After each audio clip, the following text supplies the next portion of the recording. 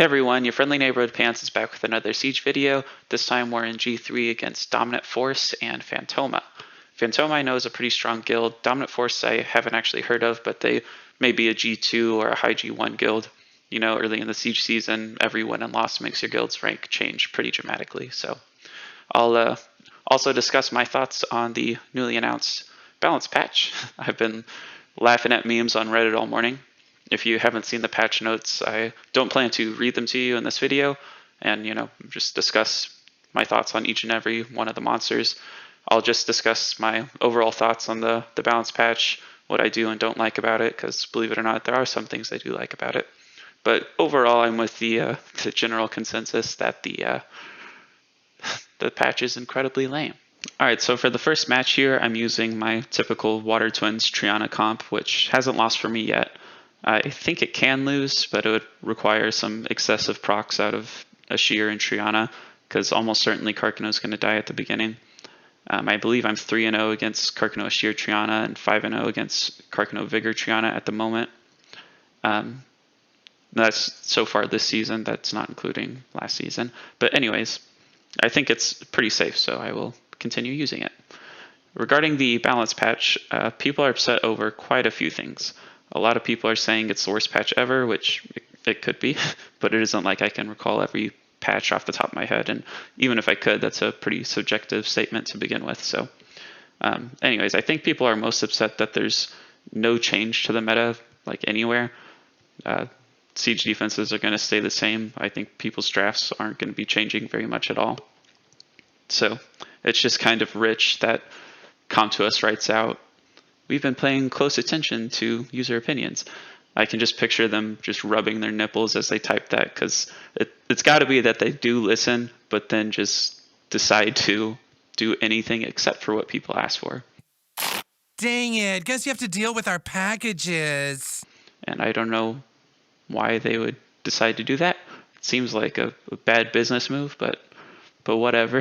It is what it is. Alright, so this next match is against Carcano Gianna Savannah, which is a pretty nasty defense. Carcano Savannah X in general is pretty strong right now. It's usually Clara. Clara is really, really good right now. Gianna is kind of serving the purpose of, an OP version of Clara. Got the AoE strip stun, but a lot of damage to boot. So anyways, luckily Malite is OP, right? Kamun Rakuni Malite is a very good counter to almost anything in the meta right now. I absolutely think this counter could lose. In fact, I've seen it lose plenty of times, but again, it requires some pretty excessive RNG from the defense to get the win for them and the loss for you. That's a weird way to put that.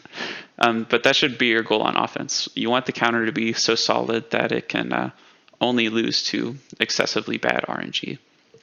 So I have made one other video discussing a balance patch before, whenever they nerfed Kamun and Vigor. And in that video I said something along the lines of, I prefer patches where they buff monsters to counter OP monsters as a means of nerfing those OP monsters, rather than like actually nerfing those OP monsters. Which I still stand by that statement.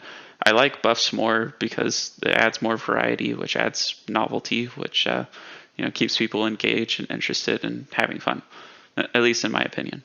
So some things I like about the patch are the chilling, windy, and Lucas buffs, because at least on paper, these monsters look to be more viable counters to Carcano and Kaki in the 4-star Siege meta. So I plan to build these monsters and give them a try. I actually don't own Lucas, the Dark Neostone. I keep missing Hall of Heroes. I wish they would, give us like a monthly ticket for HOH instead of the way they do it, but it is what it is. So anyways, I understand there are times where nerfs are necessary, right? So in the current state of RTA, people have a ton of trouble with Geogun. And in the current state of Siege, people have a ton of trouble with Carcano. And everyone was asking for and expecting them to get balanced, at least in some way. But Comtuos was paying close attention to our suggestions and responded to those suggestions with a Tatu nerf. So, yeah, it's I don't get it. But anyways, this next match is against Carcano Iris Triana. This is my OP counter to a lot of 4-star defenses at the moment.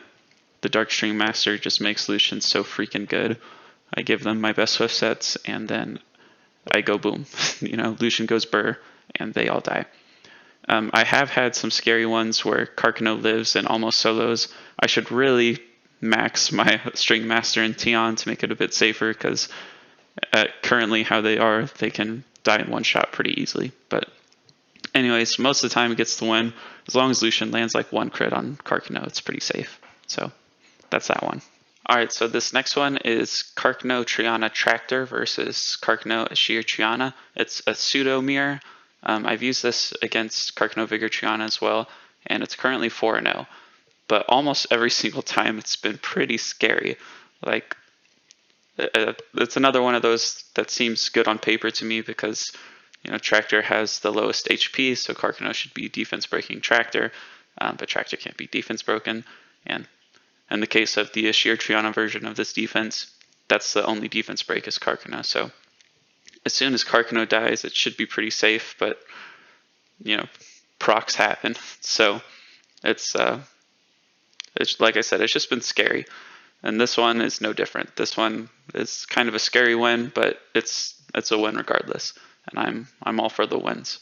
So you see, they kill my Carcano, but luckily I killed theirs in response. So it's a 2v2, and this 2v2, I'm thinking for sure I'm going to lose. But Carcano he's pretty solid on offense. Like, assuming you land those defense breaks, of course that violent proc was huge there. But anyways, it's I don't know, I would give it a try. 4-0 seems like it's pretty safe. It's not a huge sample size, but I'm satisfied with it. I don't know how I could change my runes to make it safer, but in the meantime, if it's 4-0, I'm going to keep going until it's not 4-0 or not, winning. When it starts losing, I'll quit using it. That's what I'm trying to say. I have seen a couple posts on Reddit that are not full-fledged Raiden pitchforks and seem to not completely hate the balance patch, but with that, they are suggesting if Com2uS plans to make patches that hardly affect the state of the game, then they should do patches more often, rather than every 4 months like they're doing currently. The counter argument to this would be that you're messing with RTA and Siege mid-season, which causes instability. But I do like the suggestion. I think if Com2uS monitored the meta with when the season begins and found some kind of sweet spot early to mid-season to drop a small patch to balance things a bit, that could be a way to improve the current way of doing things. The other option would be to just be significantly more aggressive with balance patches if they plan to continue doing them only every 4 months. That said, we should all expect nothing to change. So Susanoo, Stella, Megan is pretty solid against Carcano defenses. I think more so against Ashir than Vigor, because Vigor Triana has a lot better chance of winning a 2v3 than Ashir Triana, because Vigor has anti-crit and a defense break. I've only used it against Ashir Triana, but I have seen people win with this counter against Vigor Triana as well. Against Ashir, I'm currently 2-0, so that's it's okay. I think if you miss your crits, or if you lack damage, or if you have bad RNG, you're certainly going to lose with this counter. Alright, so Fran, Kaki, Beta. I really like this offense into both Carcano Ashir Triana and Carcano Vigor Triana. Probably more so Vigor, because Ashir has a strip, and the Vigor version, there's no strip, so double immunity is extra strong there. That said, I'm 1-0 against Carcano Ashir Triana with it, and 2-0 against Carcano Vigor Triana, and it just seems really solid. The Omni Mujis, or whatever they're called, are solid against Carcano for obvious reasons. They don't need to crit, so they don't really care about the glancing. Even if they don't land the defense break, which they seem to be pretty solid at landing the defense break, it seems like 50% of the time, they will still deal enough damage for the most part, it seems. And this comp in particular, I have Fran with the attack buff to really help him out. And then double heals. Kaki has built-in heals on a skill 1. If someone were to die, Beta can bring him back. If Beta dies, that's unfortunate, but it just seems unlikely. So again, I think it's stronger against Carcano Vigor Triana. In this case, I guess it loses if Ashir strips Beta, Carcano defense breaks Beta, and then finally procs and kills her. And then it's 3v2. And even in that 3v2 scenario, Kaki could easily kill Carcano, and then it's a 2v2. And I think Fran Kaki will win that 2v2, depending on procs, of course. So it can lose. I think pretty much every offense can lose, but again, the goal is always to make it very, very difficult for the defense to get the win. Like, they would just need all the RNG to get the win. That's your goal. So, anyways, been having fun with this one. It's not too often I use Beta on offense, so I'm glad I finally am using Beta on offense. I've had her for a long, long time. She was my first LD Lightning, so it's fun to use old toys. All right, so this next one, Gemini, Frigate, and Julie. This obviously can very easily lose. There's a whole lot of RNG that I need to happen. So I need to land the defense breaks, I need to land my crits, and I need to have enough damage. And in this case, I did not have enough damage, and the Iris survived. And now they have so much heals, and I have not enough damage. On top of that, the Iris is really good at landing her, or getting revenge procs, I should say. So it's rough. You might notice I hit a lot of 4-star comps.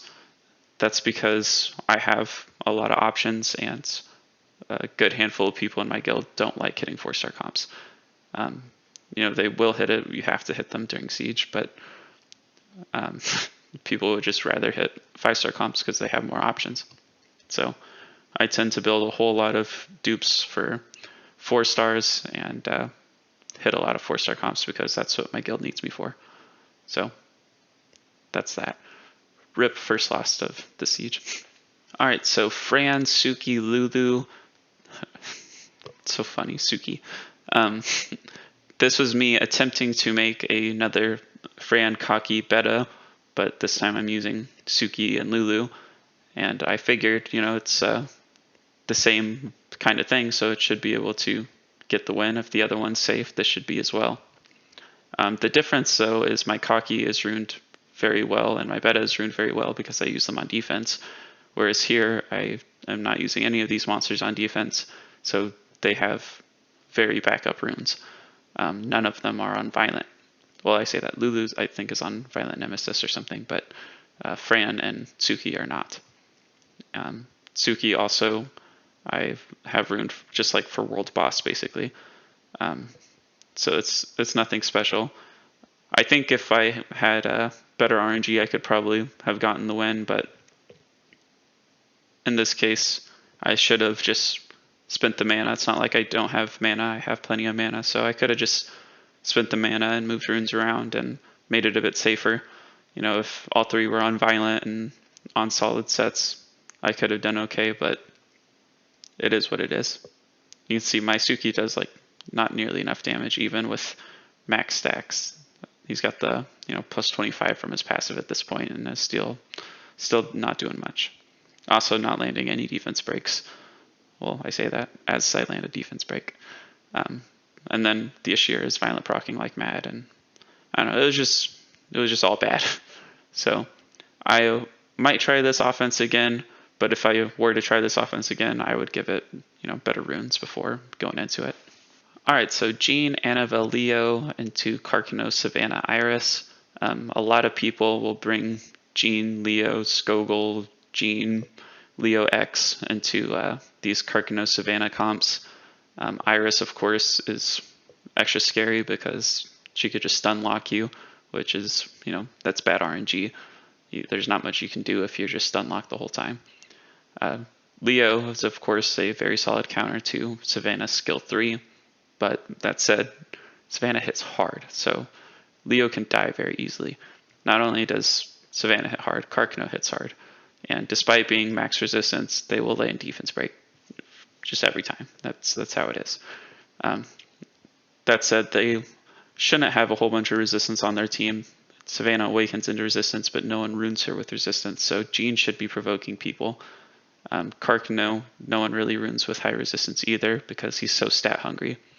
Just like Savannah is. So you should be landing your provokes. Make sure to have a decent amount of accuracy on Jean, and it makes it a bit safer. Annabelle is there for the defense break. You want some kind of defense break, so your Leo can deal some damage. Annabelle herself can deal some damage. Even Jean's skill 1 hits pretty hard. And usually these Carcano Savannah comps don't really have any heals. In this case, Iris skill 1 does have some healing, but it was okay in this case. I got the win. All right, so Carcano Vigor Savannah, or not Savannah, Ethna. So this is basically, just another Carcano Savannah comp, but for people that don't own Savannah, you run Ethna, right? So this is kind of like Kamoon Vigor Ethna, except Carcano is replacing Kamoon. I just bring the same thing I usually bring to that, which is Fang Amelia Dozer.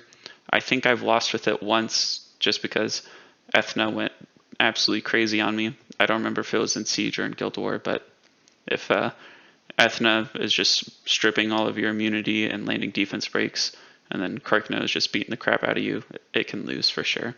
In this case, that didn't happen. In most cases, that shouldn't happen. Fang Amelia Dozer is generally a free win, so I should try my best to use it every siege because it's, again, just a free win, and I like winning. I don't like losing. So, anyways, that was the all 10 matches for this siege. I don't really have anything more to say on the balance patch. I just think it was kind of lame overall.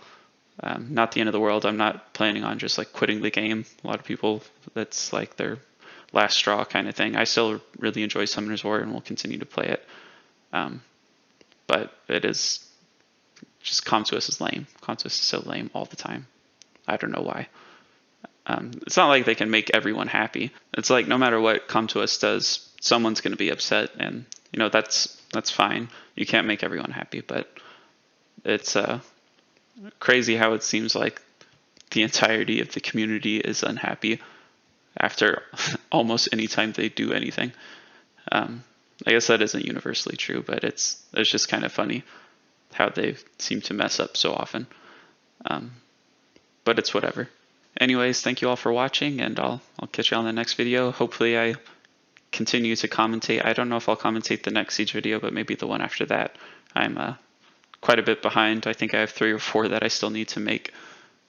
So I'll try to catch up this weekend. But anyways, thanks for watching.